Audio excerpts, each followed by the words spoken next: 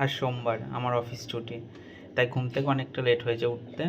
তার জন্য আজকে বেশি কিছু রান্না করব না, আজকে খুব সামান্য কিছু রান্না করব।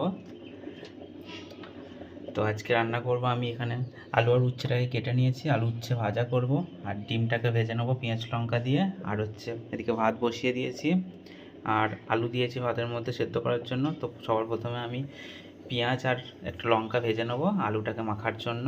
তো তার জন্য তেল দিয়ে দিয়েছি, তেলটা গরম হোক। তেলটা গরম হয়ে গেছে, আমি এবার এর মধ্যে দিয়ে দেবো কেটে রাখা পেঁয়াজ,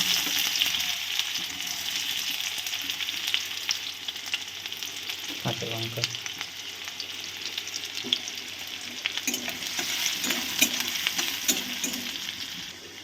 পেঁয়াজ আর কাঁচা লঙ্কা ভেজে আলু মেখে খেতে আমার স্পেশালি খুব ভালো লাগে। তো তোমাদের কার কার ভালো লাগে সেটা নিশ্চয়ই আমাকে জানাবে। তো আমি পেঁয়াজ আর কাঁচা লঙ্কাটা একটু ভেজে নেবো ভালো করে, তারপরে এটাকে তুলে নেব। পেঁয়াজ আর কাঁচা লঙ্কা ভাজা হয়ে গেছে, এবার আমি তুলে নেব।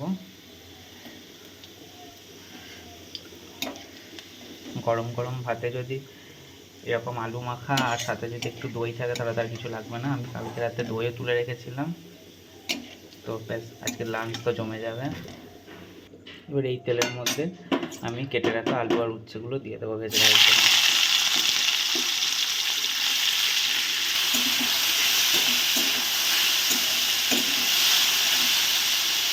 এবার দিয়ে দেবো হলুদ আর হচ্ছে লবণ।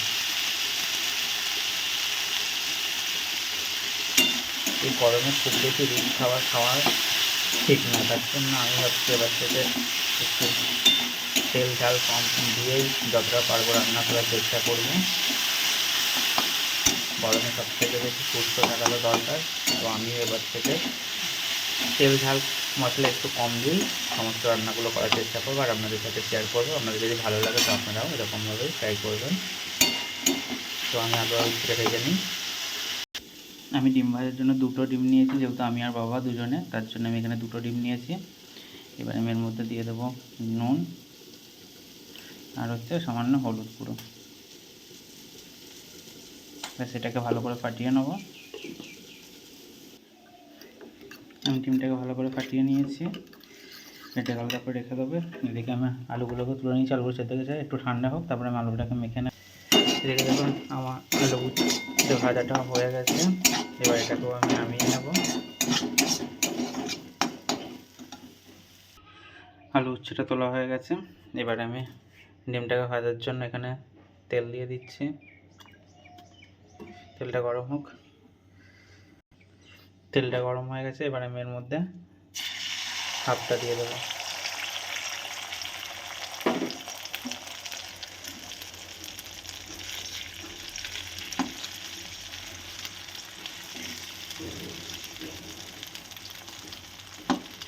একদিকটা হোক তারপরে আমি উল্টে দেবো। একদিকটা হয়ে গেছে, আমি এবার আরেক দিকটা উল্টে দিচ্ছি।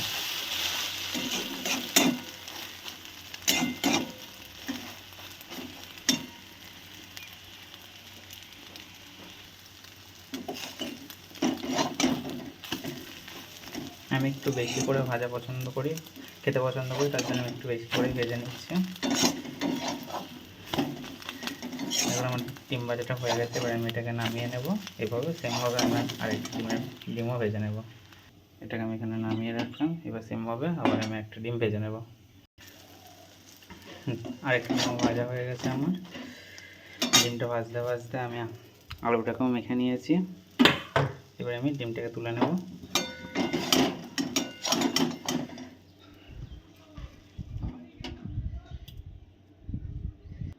আমার রান্না কমপ্লিট। এই হচ্ছে আজকে আমার লাঞ্চের মেনু, আর সাথে হচ্ছে দই, যথেষ্ট হয়ে যাবে। ঠিক আছে, দেখা হবে আপনাদের সঙ্গে নেক্সট ভিডিওতে। ততক্ষণের জন্য টাটা।